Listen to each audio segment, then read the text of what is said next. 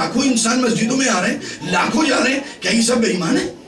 ये शाम को ईशा भी पढ़ने आए थे, फजर भी पढ़ने आए हैं, फजर भी पढ़ने आए थे, ईशा भी पढ़ने आए, तो हम कैसे कह सकते हैं? लेकिन आज आप ये देख रहे हैं कि इस्लाम से कोई फिर नहीं रहा, नमाजें कोई बंद नहीं कर रहा। लेकिन जो बीमारी फैलाई जा रही है वो कौन सी बीमारी? अजी ये तो शिर्क है, अरे ये तो बिदत है, अरे हमारे नबी तो हमारे जैसे थे, अब इतनी ज्यादा उनकी मिलाद क्या करनी, बस उन पे सिर्फ वही तो आती थी, उनको तो ये भी पता नहीं था, उनको तो वो भी पता नहीं था। और जो सारी बातें आप उलमाए कराम से सुनते रहते हैं, यहाँ बयान करना उसका मकसूद नहीं है, क्योंकि हम अपनों का जिक्र करें, गैरों का जिक्र करके क्या करेंगे? हुजूर की तारीफ करें, अगर कोई हुजूर की तारीफ नहीं कर रहा तो उसके जिक्र से हम अपनी महफिल क्यों खराब करें? बात सिर्फ बताने की इतनी है कि वो जरासीमों को पहचान ले। भाई कहते हैं ना आजकल बड़ा वायरस चल रहा है, तो फिर उससे बचने की तरकीब करते ही नहीं करते। तो ये बड़ा वायरस चल रहा है आज के ज़माने में, और हुजूर सल्लल्लाहु अलैहि वसल्लम ने 1400 बरस पहले हमें बता दिया था कि ये वायरस चलेगा, तो आप ज़रा होशियार रहिए। जो दोनों जहान की कामयाबी, हुजूर का ना कोई नफ़ा है ना कोई नुकसान है, ऐसे रब तबारक व तआला का ना कोई नफ़ा है ना कोई नुकसान है। सारे ईमान वाले हो जाएंगे तो जन्नत कम नहीं पड़ेगी। ऐसा नहीं है कि जी वो देखे ना, अब ये तो हिसाब ये लगाया गया था और आप तो सारे ही माशाल्लाह ईमान वाले आ गए, लिहाजा ये कि थोड़ा सा इंतजार कर लें, जन्नत वाले जो पहले दाखिल हो चुके हैं थोड़ा मजे कर लें, फिर आपको दाखिल कर दें। ऐसा कुछ भी नहीं, सारे ईमान वाले हो जाएंगे, रब तबारक व तआला के पास जन्नत मौजूद है। सारे बेईमान हो जाएंगे तो रब तबारक व तआला ने फरमाया हम दोज़ख को भर देंगे, ये कोई मसला नहीं है। तो असल नुकसान और फायदा हमारा है, तो हमें ही इस पर जोर देना है, हमें ही इस बात को समझना है, बात को सुनना और बात को समझना। सुनने वाली बात ज्यादा देर तक याद नहीं रहती, हो सकता है वो भूल जाएं, लेकिन जो बात समझ में आ जाती है फिर उस बात की चांसेस ये होते हैं कि ज्यादा देर तक याद रहे। तो मेरे दोस्तों, अल्लाह रब्बुल इज्जत ने फरमाया वमा अरसलनाका इल्ला रहमतन लिल आलमीन। अब कितने आलम हैं, तो हम ये कहते हैं कि वो आलम जिसका ताल्लुक जाहिरी तौर से हमारी जिंदगी से नहीं है, हम फिलहाल उन आलम का जिक्र नहीं करते। लेकिन हम इंसान होने के नाते जिस आलम का हमारे लिए जिक्र है, जो हम जानते हैं, तो हम उसमें चेक करते हैं और एक दूसरे को याद दिलाते हैं कि हमारे नबी सल्लल्लाहु अलैहि वसल्लम उस आलम के लिए रहमत कैसे है। तो हम चलते हैं पहले इस जिस्मानी आलम से पहले आलम अरवाह के अंदर अल्लाह रब्बुल इज्जत ने हमें बना दिया। तमाम अरवाहें जो है परवरदिगार आलम ने क्रिएट कर दी, उसकी तखलीक फरमा दी, तमाम अरवाहें जमा हो गई। रब्बुल इज्जत ने उन सबको जमा फरमा के रोज़े अलस्त के दिन उनसे वादा लिया, क्या मैं तुम्हारा रब नहीं हूं? तमाम अरवाहें वहां जमा थी, जितनी इस दुनिया में आ चुकी हैं, जितनी आने वाली हैं, जितनी अभी मौजूद हैं, तमाम अरवाहें मौजूद थी। रब्बुल आलमीन ने कहा आ जाओ और तुम्हारा टेस्ट है, इम्तिहान, बताओ अलस्तु बिरब्बिकुम, क्या मैं तुम्हारा रब नहीं हूं? अब हम ये कहते या अल्लाह, किसी स्कूल में गए नहीं, किसी यूनिवर्सिटी में गए नहीं, कोई तालीम हमारी हुई नहीं, कोई ट्रेनिंग हमारी हुई नहीं, और ये सवाल शुरू तो हम इसका जवाब कैसे दें? अभी तक तो कोई ऐसी निशानी नहीं मिलती ना कि किसी ने हमें कुछ सिखाया हो, उन रूहों को किसी ने कुछ सिखाया हो कि भाई जब अल्लाह रब्बुल इज्जत के सवाल करे तो उसका जवाब ये किसी ने हमें नहीं सिखाया। लेकिन अल्लाह रब्बुल इज्जत ने सवाल फरमा लिया कि क्या मैं तुम्हारा रब नहीं हूं? तो सबसे पहले हुजूर सल्लल्लाहु अलैहि वसल्लम की रूह मुबारक ने जवाब दिया कालू बला, इसमें शक क्या है, ए मालिक तू जरूर हमारा रब है। तो आपकी बात को सुन के, आपकी आवाज को सुन के, आपकी जवाब को सुन के उलमाए कराम फरमाते हैं सारी रूहों ने जवाब दे दिया। तो सारी रूहें आलम अरवा में कामयाब हो गई। अब वो हमारी नाकामी कामयाबी में बदल गई। अब इससे बड़ी रहमत क्या होती है? हमारा अफसोस खुशी में बदल गया। हमारा सर जो झुक गया था कि इस सवाल का हम क्या जवाब दें, वो क्या हुआ, हमारा सर वापस बुलंद हो गया। ये रहमत, अरे रहमत होती क्या चीज? रहमत होती क्या चीज? यही तो रहमत है। आप कहते हैं हजरत आप रहमत बन के हमारे घर में आ गए, यानी खुशियां हो गई, हमारे मसाइल थे, मसाइल हल हो गए, हमारा मुंह झुका हुआ था, हम नाकामी के दरवाजे पर खड़े हुए थे, मगर अब कामयाबी, हम कमजोर थे अब ताकतवर हो गए हैं, हमारा दिल पजमुर्दा था अब हमारा दिल जवान हो गया, आपकी बात सुनी हमारा ईमान ताजा हो गया। यही सब तो रहमतें हैं, यही सब तो हैं जो वो हर वो चीज जब पानी के चंद कतरे आसमान से गिर जाए तो वो किसान के लिए रहमत, और जिसको पानी की जरूरत उसके लिए रहमत, जमीन के लिए रहमत, खेती के लिए रहमत, जानवर के लिए रहमत, परिंदों के लिए रहमत, इंसानों के पास अगर पानी नहीं है उनके लिए रहमत, اب آپ حساب لگاتے جائیے خدا جانے کتنی اور مخلوق ہے جس کے لیے وہ بارش رحمت، کیونکہ جس چیز کی ضرورت تھی اس مخلوق کو وہ چیز مل گئی تو اس چیز کا ملنا رحمت۔ تو اس وقت ہمیں ضرورت تھی ایک ایسے استاد کی، ایک ایسے معلم کی جو ہمیں یہ بتائے سوال کا جواب کیا ہے۔ تو عالم ارواح میں حضور صلی اللہ علیہ وسلم نے فرمایا، اب اس تفصیل میں ہم ابھی نہیں جا سکتے کہ حضور نے کیسے فرمایا، وہ بہت پرانا لمبا معاملہ ہے۔ کیوں کہ جب اللہ رب العزت نے فرمایا میں اپنے آپ کو ظاہر کرنا چاہتا تھا، میں تو چھپا ہوا خزانہ تھا، تو میں نے کیا کیا، نور محمدی صلی اللہ علیہ وسلم، سبحان اللہ، تو وہ تو کروڑوں برس سے حضور صلی اللہ علیہ وسلم عالم نور میں اپنے رب کو پہچانتے ہیں، تو جبھی تو عالم ارواح میں آپ نے فرما دیا کیوں نہیں، بے شک میرے رب العالمین، اس میں شک ہی کیا ہے، قالوا بلا without any doubt you are the Lord۔ ہم نے کہا یہ تو بالکل صحیح جواب معلوم ہوتا، فوراً ہم نے کہا قالوا بلا، تو ہی ہمارا رب ہے۔ تو وہاں ہم اس امتحان میں پاس ہو گئے، اب اس کے ساتھ اس بات کے جواب کے جتنے لوازمات تھے وہ ہم پر لازم ہو گئے۔ ہم نے رب کی ربوبیت کو مان لیا، ہم نے اللہ کو مان لیا، اور غیر اللہ کا ہم نے انکار کر دیا، تو ہی رب ہے، یعنی تیرے علاوہ کوئی رب نہیں۔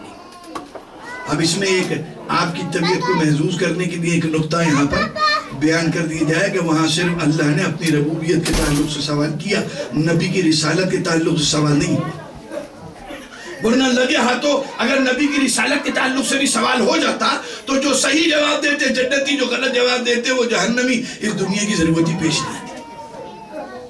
اصل تو نبی کا ماننا ہی ہے نا، اللہ کو تو ہم نے پہلے دن مان لیا تھا، تو اگر ہم نے اس دنیا میں آ کے اللہ کو مانا تو کون سا کمال کیا؟ ارے بھائی وہ تو بغیر دنیا میں آئے ہم نے مان لیا تھا تو ہمارا رب ہے، تیرے علاوہ عبادت کے لائق کچھ نہیں۔ وہ جو ہم نے کہا نا قالوا بلا، اس میں ساری چیزیں شامل ہو گئی تھی، تو ایک ہی ہے، عبادت کے لائق ہے، ہمارا رب ہے، تو نے ہمیں تخلیق کیا، ہم ہی تیری مخلوق ہیں، ذات میں صفات میں تو یکتا، ساری باتیں آ گئی ہے کہ نہیں، کیونکہ سوال کرنے والا بھی رب العالمین اور جواب دینے والا بھی رحمت للعالمین۔ تو چند لفظوں میں پوری بات جو ہے ساری گل مک گئی اللہ کی طرف سے۔ تو مقصد یہاں پر بتانے کا یہ ہوا کہ وہاں رسالت کے بارے میں ہم سے کوئی سوال جواب نہیں ہوا، ہاں وہ کچھ خاص تھے، کم و بیش 1,24,000 کہ جن سے ضرور یہ عہد لیا گیا، اور وہ ان کا اپنا معاملہ ہے، کیوں لیا گیا، کیا وجوہات ہیں، اس کی تقریر کا بھی یہ موقع نہیں۔ ہاں البتہ انہوں نے جب وہاں اقرار کر لیا تو ان کے ایمان کو کوئی خطرہ ہی نہیں تھا، نہ ان کو ٹیسٹ کے لیے دنیا میں بھیجا گیا، کیونکہ وہاں تو نبی کا اقرار کر لیا گیا تھا، لہذا ایسا کیسے ہو سکتا تھا کہ وہ یہاں آ کے ہدایت سے بے بہرا ہو جائیں اور خود بھی ہدایت پہ نہ رہیں، یا خدا نہ خواستہ گمراہی اختیار کر لیں۔ مسئلہ تو سارا ہمارا تھا، مسئلہ تو ہمیں ٹیسٹ کرنا تھا کہ اے روحو، اب میں نے تمہیں بتا دیا، تم نے میری ربوبیت کا اقرار کر لیا، جاؤ اب اس دنیا کے اندر، اور میرے پاس سے تمہارے پاس پیغام آتے رہے گے، اور جس نے میرے نبی کو مان لیا وہ جنت میں واپس آ جائے گا، اور جس نے انکار کر دیا وہ تو عالم ارواح میں ہمارے نبی صلی اللہ علیہ وسلم ہمارے لیے رحمت۔ اب عالم موجودات ہم اس دنیا میں آئے تو حضور صلی اللہ علیہ وسلم ہمارے لیے رحمت۔ اب یہ تقریر میرے لیے بہت آسان ہے، کیوں کہ اس دنیا میں حضور ہمارے لیے کیسے رحمت ہیں، وہ تقریریں تو آپ علماء کرام سے سنتے رہتے ہیں، ٹھیک ہے جی۔ آپ دیکھیے اس عالم وجود میں ہم ایمان والے ہوئے، حضور صلی اللہ علیہ وسلم کے وسیلے سے، آپ کے پیغام سے، آپ کی محنت سے، آپ کی کوششوں سے، آپ نے پتھر کھائے، آپ کانٹوں پر چلے، آپ نے سارے وہ غلط الفاظ جو آپ کے شان کے لائق نہیں تھے آپ نے برداشت کیے، خدا کا پیغام خدا کے بندوں کو پہنچایا، اور ہمارے لیے وہ رحمت بنے کہ ہمیں ایمان والا کر گئے۔ حضور صلی اللہ علیہ وسلم نے خدا کا پیغام ہم تک پہنچا دیا۔ آج کیا ہوا، ہم کون تھے، ظالم تھے، آج ایمان والے اپنے پر ظلم دور ہو گیا، ہم اپنے بچوں پہ ظلم کرتے تھے، وہ ظلم ختم ہو گیا، ماں کی عزت نہیں تھی، وہ ظلم ختم ہو گیا، بہن بھائیوں کے حقوق نہیں تھے، وہ ظلم ختم ہو گیا، بے مقصد لوگوں کو مارا جاتا تھا، تمام قسم کے وہ برے کام جو انسان اور انسانیت مبتلا تھی وہ سب ہمارے نبی صلی اللہ علیہ وسلم کی وجہ سے دور ہو گئے، تو ہمارے نبی رحمت ہوئے۔ تو اس پوری عالم وجود کے لیے ہمارے نبی رحمت۔ اب جب ہم یہاں سے وہ روح اور جسم الگ ہو جائے گا تو عالم برزخ میں چلے جائیں گے۔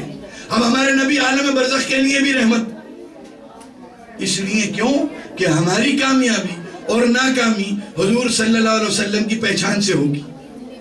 قبر میں 3 سوال ہیں، پہنچتے ہی جیسے ہی آپ بھائی ہمیں لٹا کے آئے اور تھوڑا سا وقت گزرا، تقریباً 40 قدم اگر کوئی بندہ چل لے قبر سے دور تو اس کے مرحوم کے سوالات مرحومات جو کوئی بھی ہے اس کے سوالات کا جواب اس سلسلہ شروع ہو جاتا ہے. 3 سوال کی جاتے ہیں, تمہارا رب کون ہے؟ ارے بھائی پہلے دن جواب دے کے تو آئے تھے, دوبارہ ہو گیا جواب, دوبارہ دے دیا کہ بالکل ہمارا رب جو ہے وہ اللہ ہے, اللہ رب العزت ہمارا مالک ہے, ہمارا خالق ہے. جواب ہو گیا. اچھا تو سبھی کا خالق, یہ تم کون سی نئی بات کر رہے ہو, وہ تو سبھی کا خالق ہے. یہ بتاؤ تمہارا دین کون سا ہے؟ یہ تو وہاں ساری روحوں نے اقرار کیا تھا اور تم نے یہاں یہ کہہ دیا بتاؤ تمہارا دین کون سا ہے. تو ہم نے اگر یہ جواب دے دیا کہ ہمارا دین اسلام ہے, اب تو کسی سوال کی گنجائش نہیں نظر. اس لیے کیوں؟ ارے بھئی اسلام جب ہم نے کہہ دیا تو ہم مسلمان ہوئے.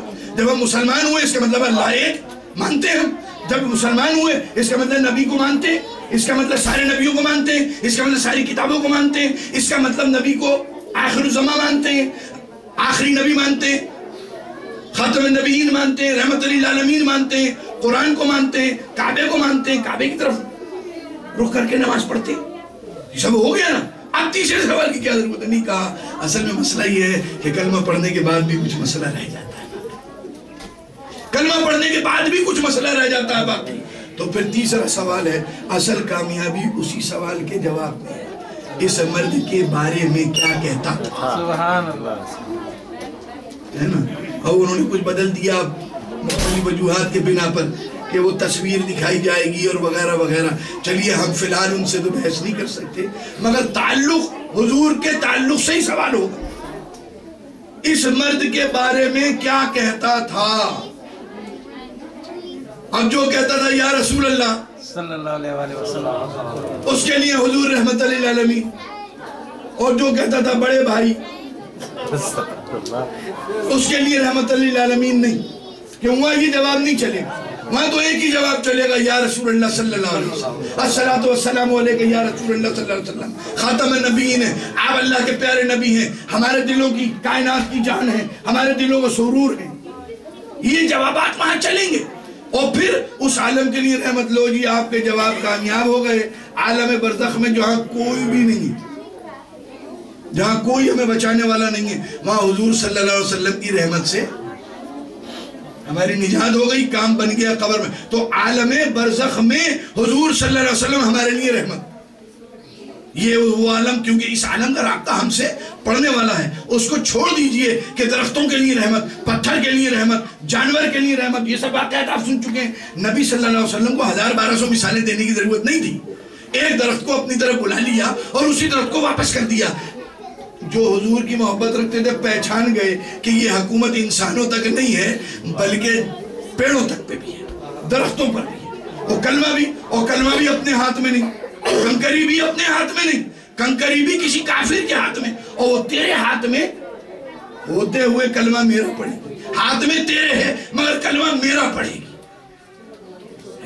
وہ خود بتائے گی کنکری میں کیا ہوں, میں تھوڑی بتاؤں گا تیرے ہاتھ میں کیا ہے, بلکہ جو کچھ بھی تیرے ہاتھ میں ہے وہ بتائے گا میں کون ہوں. کیونکہ جب وہ گواہی دے گا تیرے سارے مسئلے حل ہو جائیں گے, تیرے بات سمجھ میں آ جائے گی, چاہے ہدایت تیرے نصیب میں ہو یا نہ ہو. تو پتہ چلا کہ حضور صلی اللہ علیہ وسلم, اسی طریقے سے آپ نے علماء کرام جو سنا کہ اونٹ آیا اور آپ سے شکایت کی, یا رسول اللہ میرا مالک مجھ پر جبر کرتا ہے, کھانے کو پورا نہیں دیتا. حضور صلی اللہ علیہ وسلم نے اس کے مالک کو بلایا اور جو کوئی بھی معاملہ تھا وہ سب آپ سن چکے ہیں. اب دوسرا جانور ہے, آپ تشریف لے جاتے ہیں. جب آپ ہجرت فرما رہے ہیں تو راستے میں ایک بوڑھی کے گھر کے اوپر آپ نے قیام فرمایا اور کہا اے بوڑھی عورت تیرے پاس کچھ کھانے کو ہے؟ کہا اے مہمان ہمارے پاس گھر میں کچھ بھی اپنے کھانے کے لیے نہیں ہے, تو مہمان کے لیے کیا ہوگا؟ آپ نے فرمایا کہ اجازت ہو تو تیری بکری کا دودھ ہم نکال لیں. وہ مسکرائی, کہنے لگی کہ یہ بکری تو خود بیمار ہے, اس کے تھن تو سوکھے پڑے ہیں, ہمارے لیے اس کے تھنوں میں کچھ نہیں ہے, آپ کے لیے کیا؟ کہا نہیں تو اجازت فرما, میرا میاں جو ہے وہ شہر گیا ہے کچھ روٹی پانی لانے کے لیے, کہ ہم دو بوڑھے لوگ ہیں, ہمارے پاس کچھ بھی کھانے کو نہیں. حضور نے فرمایا بس تو اجازت دے کہ ہم اس کا دودھ نکال لیں. کہا اجازت ہے میری طرف سے, میری طرف سے اجازت ہے, کیونکہ اس میں کچھ ہے ہی نہیں. تو اب ایسے اجازت نہ دینا یہ تو بہت بیوقوفی والی بات ہے. ارے کوئی قیمتی چیز ہوتی تو میں سوچتی بھی اجازت دوں یا نہیں دوں, تم ہو کون, اس کے بدلے میں مجھے کیا دو گے. یہاں تو سوال جواب کی گنجائش ہی نہیں, اس میں کچھ ہے ہی نہیں, تمہیں جو کرنا ہے کرو. حضور صلی اللہ علیہ وسلم جانوروں کے لیے بھی رہے.